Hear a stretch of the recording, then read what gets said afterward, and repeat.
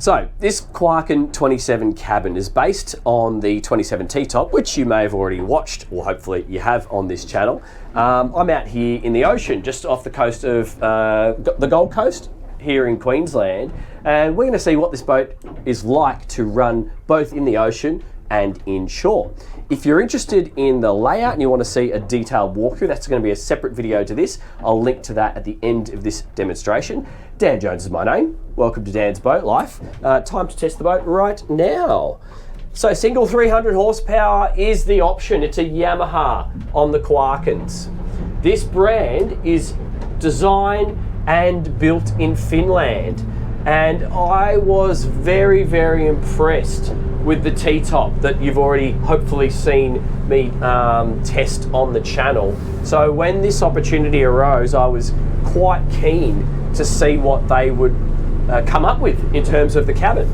A couple of immediate observations. She's an offset cabin, so the cabin is offset to starboard, and how that works, we'll keep watching and we'll demonstrate that in the walkthrough. But right now, let's just focus on how the boat runs in the ocean. So just bringing that speed up through 3,800 revs, climbing through 16, 17, 18 knots. I'm going into the waves right now.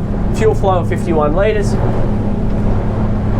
I've got the trim setting on auto. I'm not manually trimming, and we're just rolling into waves.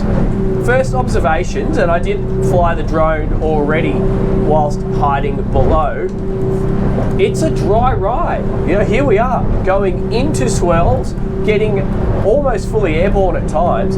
I haven't had a single drop of water on the windscreen up the front. She's a twin air stepped hull. Excuse me, coughing and spluttering. I've come down with another cold after 20 hours of travelling and air conditioning in the aeroplane, so you're just going to have to put up with it yet again, I'm afraid. But look at this, nice soft landing going into the swells. The water is getting pushed out to the side, and so far none of it is coming up on deck. So now I'm going to change my angle, and heel angle is moderate at the moment. Okay, into some waves. There's a nice little landing there. I like being able to rest my arm on this ledge. Now I'm just going to head out to sea a little bit. So I've got the waves just coming a 45-degree angle on my starboard bow there, and before I run across them. So I can rest my arm here and control the throttle quite well in a seaway, which is useful if you're bouncing around like we are right now. If I wanted some ventilation, I can slide this window here.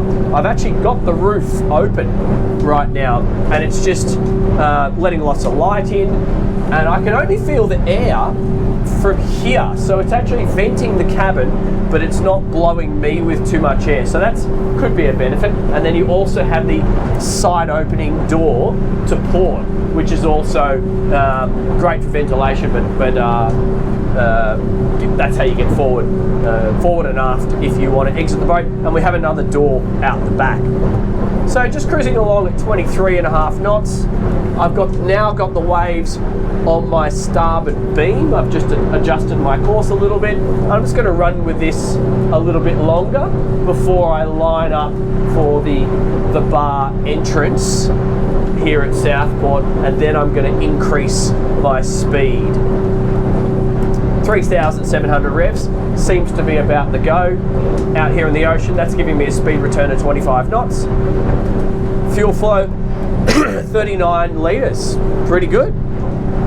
She's pretty much set and forget really at this sort of speed, because the hull is just taking all the waves quite confidently, so you can just set it on a rev setting, a moderate rev setting like this, and know that you're going to come off the back of most of these waves with relative ease. Just go through a couple of turns here.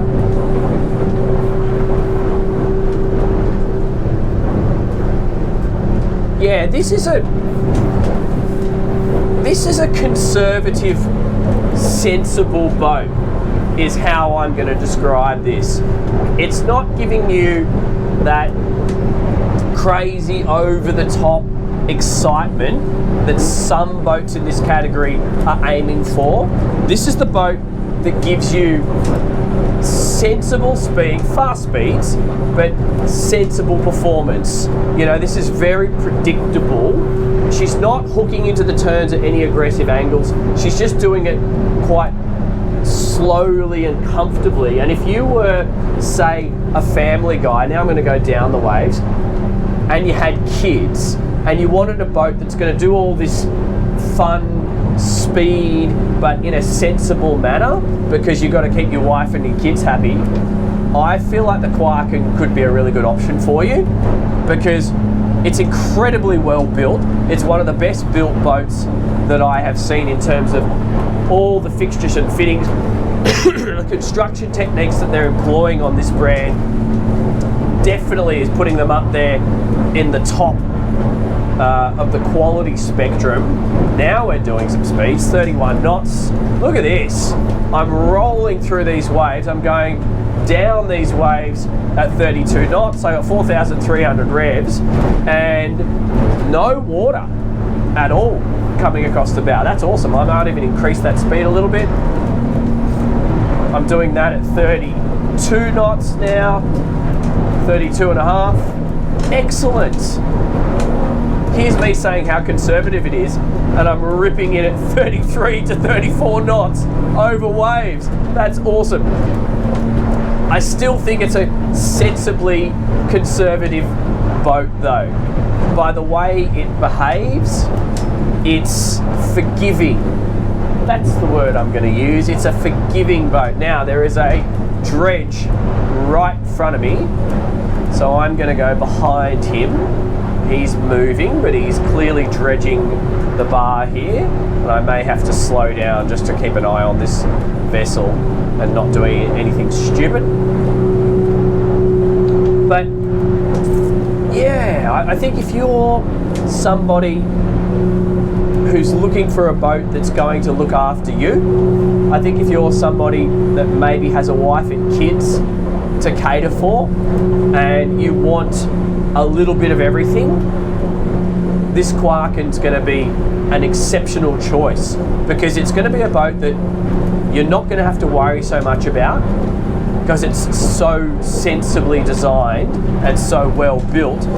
You're not going to need to be fixing things on it, because they're not going to break. is my interpretation of what I'm just seeing. Let's open it up here.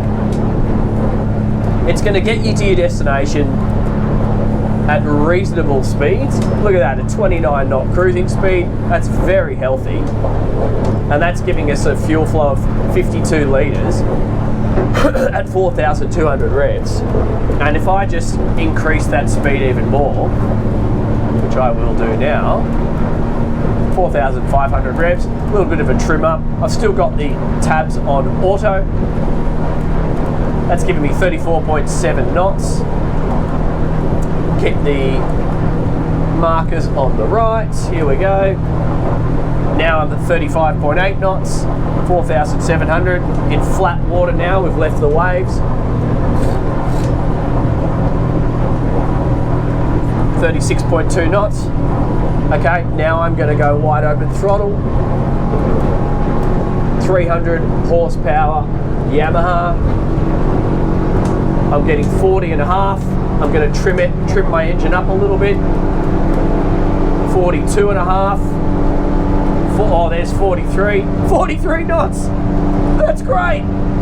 43.3. Let's give it another little trim up. 43.4 knots at a top speed. Well, with a single 300, that is really respectable. Look at that. So that means you can dial it back. That was at 77 litres consumption, by the way. You can dial it back to 4,800 revs in the flat water, and you can still have a cruising speed of 33 knots. Not bad, not bad at all. Let's go and find an anchorage and give you guys the detailed walkthrough.